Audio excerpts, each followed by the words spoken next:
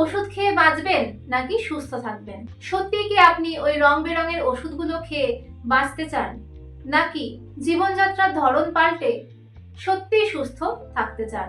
শরীরের ভাষা বুঝতে শিখুন আর অপ্রয়োজনীয় ওষুধ খাওয়া বন্ধ করুন। আমাদের শরীর অত্যন্ত উন্নত মানের একটি যন্ত্র। আপনি যেমন আপনার গাড়িতে তেল ভরার সময় উন্নত মানের পেট্রোলের খোঁজ করেন, তেমনি শরীরে যখন খাদ্য খাবার দিচ্ছেন সেটাও উন্নত মানের দেওয়ার চেষ্টা করুন। ভালো মানের সঠিক খাবার পেলে শরীরও ভালো সার্ভিস দেবে। প্রতিটি ওষুধের সাইড এফেক্টস আছে।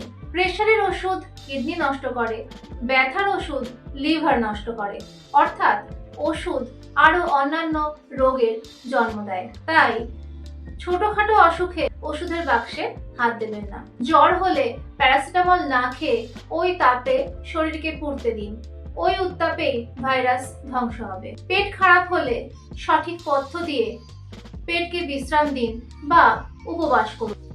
মাথা ব্যথা ছিল একটা অ্যালার্ম, যেটা আপনাকে বলছিল আপনার শরীরের বিশ্রাম দরকার বা জল দরকার বা একটু ঘুম দরকার।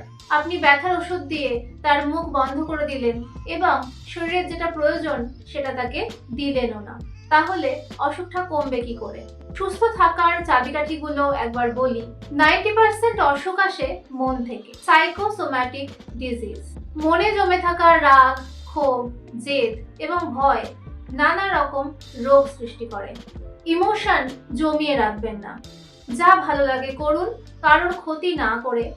নিজে যেমন তেমন ভাবে নিজেকে অ্যাকসেপ্ট করুন, অন্যকে ক্ষমা করে দিন এবং প্রাণ ভরে নিঃশ্বাস নিন। মাটি, তামার পাত্র বা কাঁচের পাত্রে জল খান।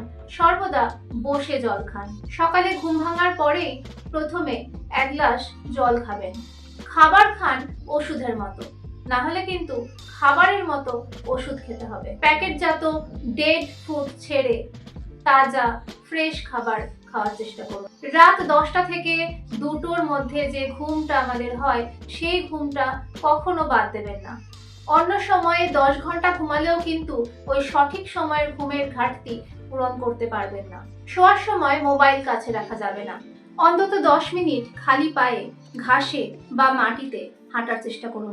সূর্যের আলো গায়ে মাখুন। পৃথিবীর সাথে আপনার কানেকশন রিস্টোর করুন। সুস্থ থাকার চাবিকাঠি আছে আপনার রান্নাঘরে, চিন্তায় এবং জীবনযাত্রা। তাই ওষুধের বাক্স নির্ভর জীবন নয়, খুঁজে নিন আসল সুস্থ জীবন। ভালো লাগলে লাইক এবং সাবস্ক্রাইব করবেন আর শেয়ার করে দেবেন।